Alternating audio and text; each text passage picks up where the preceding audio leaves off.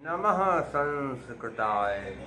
संस्कृत कक्षा में आपका स्वागत है। मैं प्रतीत राम वर्मा, असिस्टेंट प्रोफेसर, श्री गांधी महाविद्यालय, सिधौली, सीतापुर। आज मैं महाकवि कालिदास विरचित अभिज्ञान शाकुंतलम नाटक का छठा अंक पढ़ाने जा रहा हूँ। पिछले अंक में मैंने बताया था कि राजा दुष्यंत और विदूषक दोनों शकुंतला के चित्र को देख रहे थे और उस चित्र में भौरा शकुंतला के पास जो है मंडरा रहा था। ऐसा चित्र बना हुआ था कि उसके पास घूम रहा है। तो राजा ने भौरे से कहा, हे भौरे, यदि तू मेरी प्रिया के अधरों का चुंबन करेगा तो मैं तुझे कमल के फूल के बीच में बंद कर दूंगा। विदूषक ने सोचा कि ये कह रहे हैं महाराज कि मैं भौरे से कि मैं तुमको कमल के फूल के बीच में बंद कर दूंगा। तो विदूषक ने कहा कि महाराज, कठोर दंड देने वाले आपसे भौरा डरता नहीं है।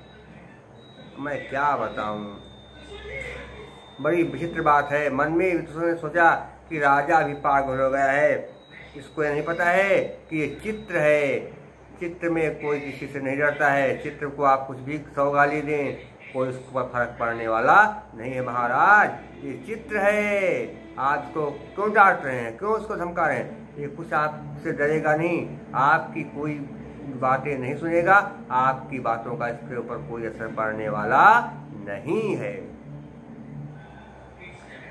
राजा ने कहा, क्या ये चित्र है? विदूषक ने कहा, हाँ महाराज। सानुमति ने कहा कि अरे क्या बताएं, ये तो है राजा जो है बहुत परेशान है। इस समय क्या किया जाए? ये तो जो है शकुंतला के चित्र को देख रहे हैं और इनको पता नहीं है कि ये चित्र सच्चा है। तो चित्र से भी कभी कभी जो है भावनाएं उथल पुथल मचाने लगती हैं। राजा ने कहा कि मित्र, मैं क्या बताऊं कि दर्शन सुखम अनुभवतः, दर्शन सुखम अनुभवतः, साक्षाद्यूतन मयेन हृदयेन स्मृति कारिणा त्वया मे पुनरपि चित्रीकृता कांता।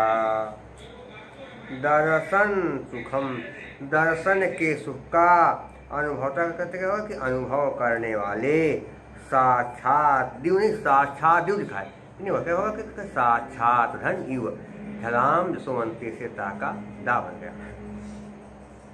कई बार कहते आपको बता सकते कैसे क्या है। झल वर्ग के आगे के चार अक्षर का, खा गा घा चा छा जा झा, ये सब क्या है? झल। तो झल के साथ किसी की संध होने पर झल अपने वर्ग के तीसरे वर्ण में बदल जाता है।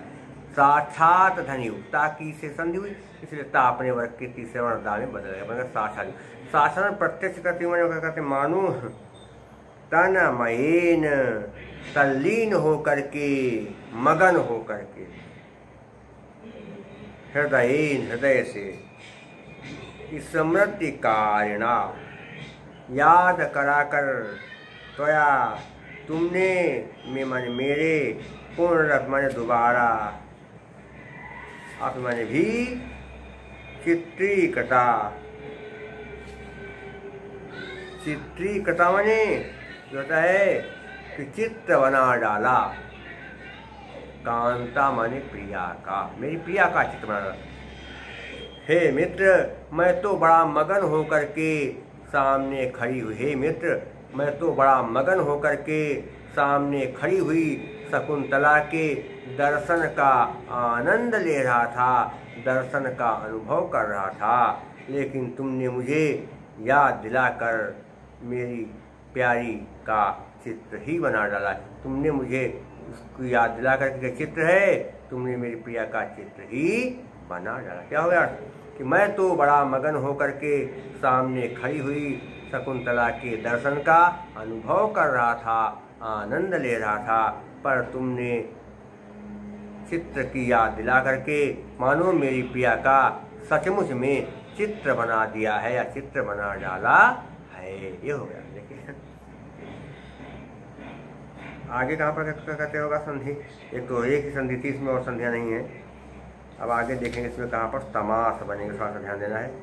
दर्शन सुखम, दर्शनस्य सुखम षष्ठी तत्पुरुष। चित्रीकृता, चित्र बना डाला है जिसका, वह चित्रीकृता, चित्रीकृता यस्याह सा, बहुब्री समास बन जाएगा। और कांता में क्या होता है, कैसा बनेगा, कांता में क्या बनेगा, टाप प्रत्यय बन जाएगा। स्मृति कारणा, कारणा में क्या होगा, ऋणी प्रत्यय हो जाएगा। और चित्री में क्या है, चित्री में अंगीप, और कृता में कत और टाप दोनों प्रत्यय हो जाएंगे। क्या होगा, तुमने मानो चित्र बना दिया है, मानो लगा दिया, इससे क्या है, संभावनम मथोत प्रेक्षा प्रकृतस्य समेनयत। उत्प्रेक्षा अलंकार है, और क्या है, आर्या छंद है। आर्या क्या होता है, जिस श्लोक के पहले तीसरे चरण में 12-12, दूसरे में 18 और चौथे चरण में 15 मात्राएं होती हैं, उसे आर्या छंद कहते हैं।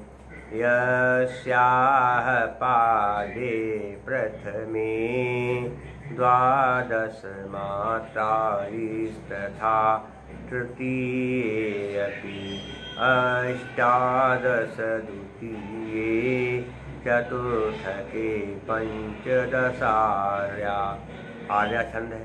और प्रतादुण वैदर भी रीति है।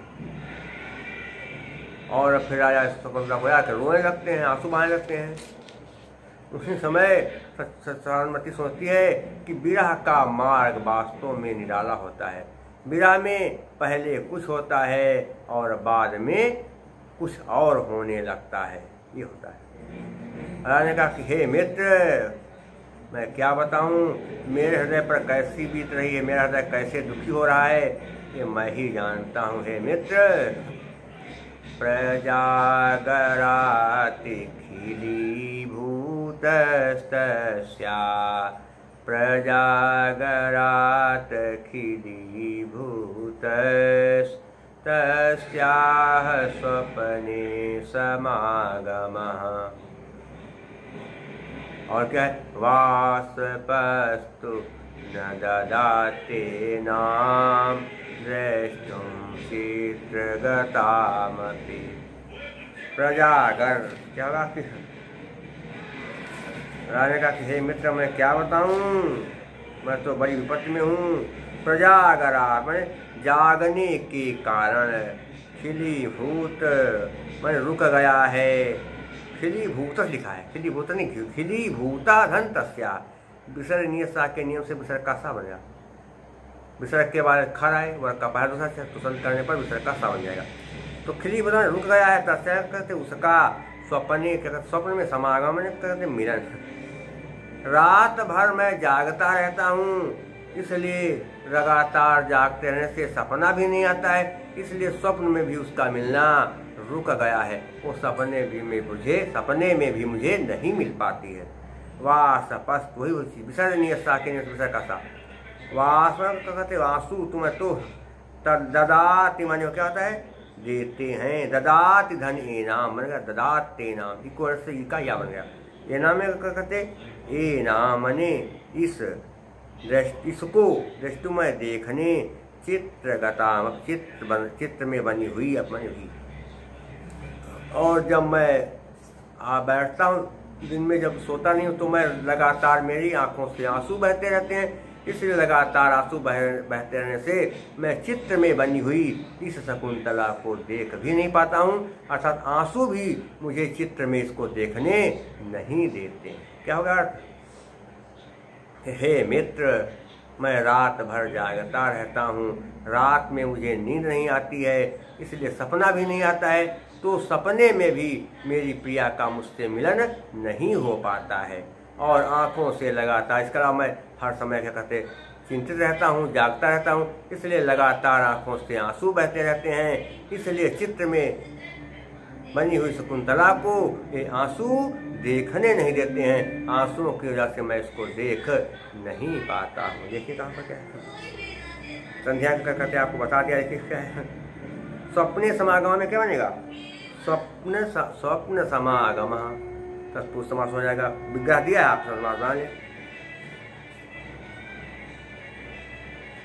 और क्या कहते हैं, क्या चित्रे गताम कहाँ बने, चित्र में, चित्रे गताम सप्तमी तत्पुरुष समास। प्रत्यय कहाँ बनेंगे, थोड़ा देखना है। खिलीभूत में क्या बनेगा, कत प्रत्यय हो जाएगा।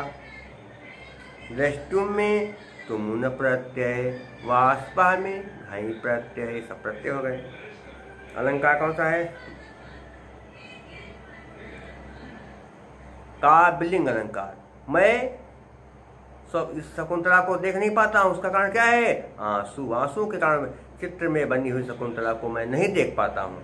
कार्य कारण दोनों है, आंसुओं के कारण मैं चित्र में बनी हुई शकुंतला को नहीं देख पाता, इसलिए क्या है, काव्यलिंग अलंकार। हे तोरवाक्य पदार्थत्वे काव्यलिंगम निगद्यते। और क्या है, पथ्यावक्त छंद है, यजुश्चतुर्थतो एन पथ्यावक्त्रं परिकीर्तितं प्रसादोर्वैदर्भीरीति भारती वृत्ति है। इसका क्या हुआ कि अचानक चतुरिका आई, उसने कहा महाराज की जय हो, महाराज की जय हो। मैं चित्र सामग्री का डब्बा लिए हुए इधर आ रही थी। तो राजा ने कहा तो फिर क्या हुआ, जब तुम चित्र सामग्री का डब्बा लिए हुए आ रही थी तो क्या हुआ। शत्रुका ने कहा महाराज बीच में ही तरलिका के साथ, बीच रास्ते में तरलिका के साथ महारानी वसुमती जी आ रही थी और उन्होंने मुझसे वो चित्र सामग्री का डिब्बा छीन लिया। उन्होंने कहा इस डिब्बा को मैं स्वयं आर्यपुत्र के पास पहुंचाऊंगी, तुम उसको छोड़ो, लाओ मुझे। तो डिब्बा का छीन लिया। विदूषक ने कहा कहो तुमको मारा नहीं महारानी ने, ये बच गई, तुम्हारा बड़ा भाग्य था, सौभाग्यशाली थी, इसे तो बच गई। फिर चित्रकार ने कहा, इसके बाद महारानी चली और रास्ते में चली महारानी तो फिर उनकी ओढ़नी वृक्ष की डाली में फंस गई और तरलिका वृक्ष की डाली से उनकी ओढ़नी छुड़ाने लगी। तो मौका मिलकर मैं चुपके से यहाँ खिसक आई हूँ। राजा ने कहा लगता है महारानी मुंह फुलाए इधर आ रही हैं, इसलिए जो चित्र है इसको मैं कहीं छिपा देता हूँ, छिपा दूँ। विदूषक ने कहा हाँ महाराज छिपा दिए, बढ़िया है। सानुमति ने कहा राजा ने तो मन में सोचा कि राजा दूसरे को हृदय दे दिया है, कोई बात नहीं, अब ये पहले रानी से ज़्यादा प्यार नहीं करते हैं, इनका दिल तो शकुंतला पर टिका हुआ है, शकुंतला में लगा हुआ है। अचानक हाथ में पत्र दिए हुए प्रतिहारी प्रवेश करती है, वो महाराज की जय बोलती है। राजा ने कहा प्रतिहारी से कि हे बेत्रवती, प्रतिहारी का क्या नाम था, बेत्रवती, हे बेत्रवती क्या तुमको महारानी रास्ते में मिली थी। उसने कहा हाँ मिली थी, और मेरे हाथ में ये पत्र देखा, जब उन्होंने महारानी ने मेरे हाथ में जब पत्र देखा तो वो तुरंत वहाँ से चली गई। राजा ने कहा लगता है महारानी मेरे काम में बाधा नहीं डालना चाहती, मेरे काम में बाधा नहीं डालना चाहती हैं।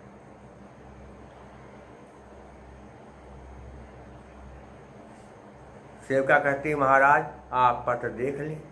राजा ने कहा लाओ पत्र देखें क्या पत्र में लिखा है।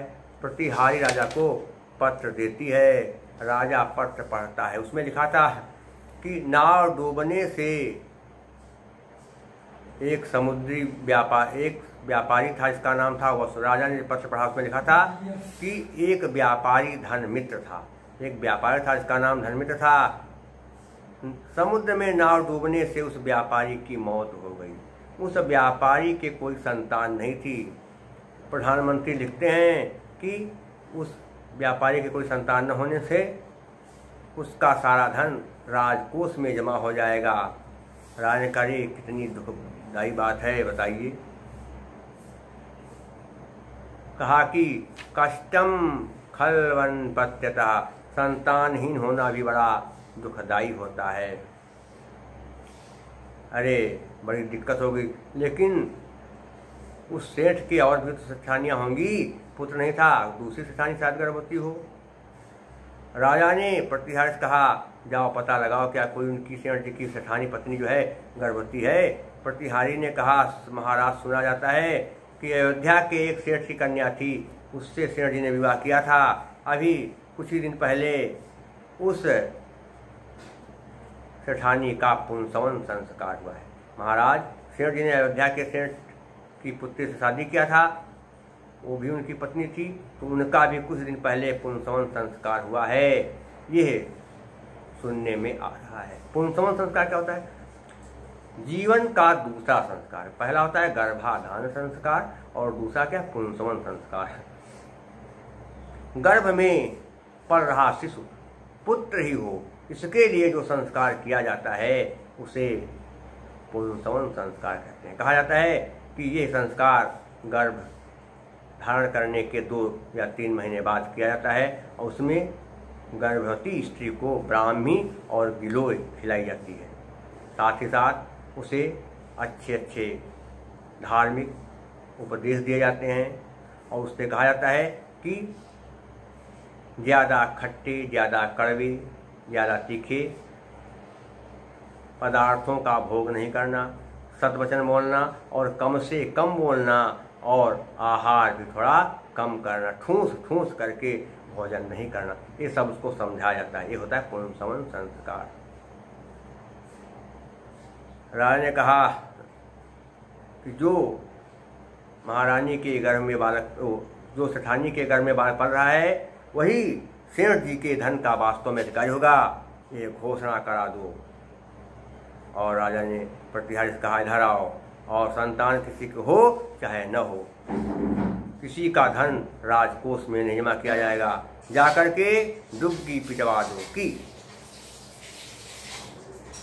एन एन वियुज्यन्ते प्रजाः स्निग्धेन बन्धुना सपापादिते तासां दूषयन्ति इति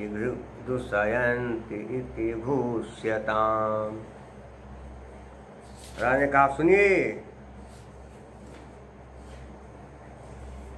एन एन जिससे वियुज्यन्ते वियोग हो जाता है प्रजाजनों का, जिन जिन स्नेही बंधुजनों से प्रजा का वियोग हो जाता है, जिन जिन स्नेही बंधुजनों से प्रजा का वियोग हो जाता है। क्या इस निग्ध में स्नेही बंधुओं से, जिन जिन स्नेही बंधुओं से प्रजाजनों का वियोग हो जाता है। समय कहते वह समय वह पापा देते कहते हैं कि पापा कहते पाप को छोड़ करके, तासाम उनका दुष्यंत स्पष्ट है इतने कहते ऐसा घोषताम घोषणा कर दो। जिस जिस स्नेही बंधु से प्रजाजनों का वियोग होता है, पापियों को छोड़ करके उन सब का यह दुष्यंत बंधु है, ऐसी घोषणा करवा दो। राजा ने कहा कि डुग्गी पिटवा दो कि पापियों को छोड़कर हमारी प्रजा के जितने लोग हैं, पापियों को छोड़ करके हमारी प्रजा के जितने लोग हैं, उनके जो कुटुंबी न रहें, मर जाएं, उनका कुटुंबी दुष्यंत समझा जाए। राजा ने घोषणा कहा, ये घोषणा करा। राजा ने कहा जाकर डुग्गी पिटवा दो कि पापियों को छोड़ करके हमारी प्रजा के जितने लोग पापी, राजा ने कहा डुग्गी पिटवा दो, घोषणा करवा दो कि पापियों को छोड़कर हमारी प्रजा के जितने लोग हैं, उनके जो कुटुंबी न रहें, उनका कुटुंबी दुष्यंत समझा जाए, उनका बंधु दुष्यंत समझा जाए। ये हो गया। देखिए यहाँ पर क्या है, पापादते पाप धन आदते अकः सवर्णे दीर्घा, यही संधि है। प्रत्यय कहाँ पर बनेंगे थोड़ा देखना है, कैसे प्रत्यय क्या बन जाएंगे, कहाँ पर क्या बन जाएंगे, प्रत्यय कैसे हो जाएंगे।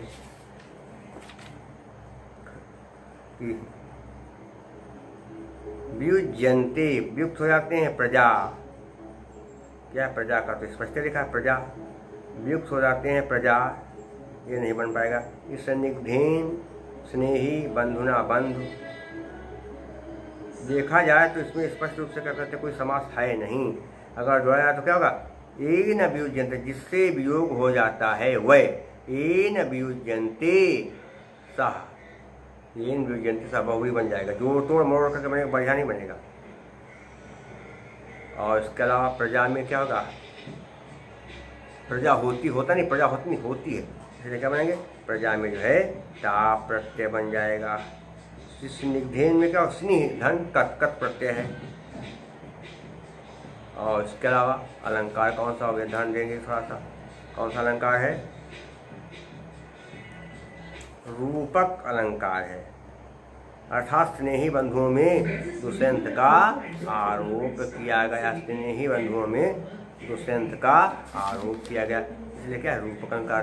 तदरूपकम भेदो उपमानोपमेयो,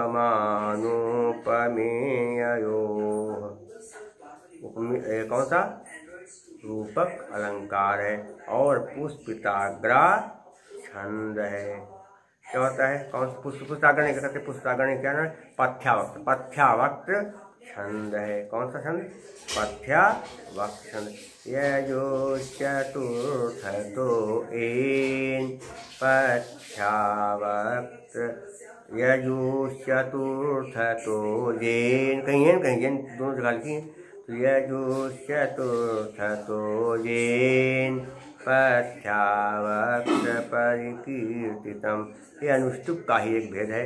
अनुष्टुप के द्वितीय और चतुर्थ पाद में चतुर्थ अक्षर के बाद जब जगण होता है, अनुष्टुप छंद में द्वितीय और चतुर्थ पाद में चतुर्थ अक्षर के बाद जब जगण होता है तो वहाँ पथ्यावक्त छंद होता है। और क्या प्रसाद गुण है, शीतम व्यापनोति क्षिप्रम सुसकंधेन मिवानलः सप्रसादः समस्तेषु रसेषु रचनासु चा।